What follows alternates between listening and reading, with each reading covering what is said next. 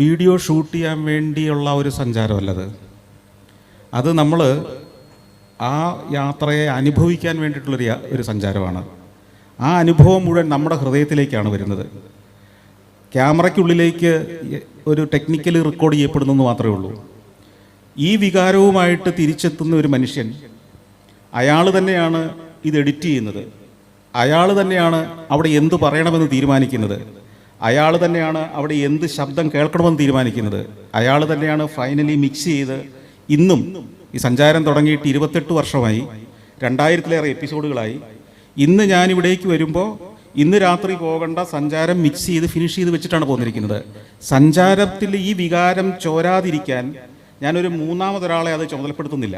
കാരണം ആ നാട് കാണാത്ത, ആ അനുഭവത്തിലൂടെ സഞ്ചരിക്കാത്ത ഒരാൾ എന്തെഴുതിയാലും എന്ത് എഡിറ്റ് ചെയ്താലും അതിന് ജീവൻ ഉണ്ടാവില്ല എന്ന് എനിക്ക് ഉറപ്പുണ്ട്. ഇതൊക്കെയാണ് ഞാൻ അവിടെ ചെല്ലുന്ന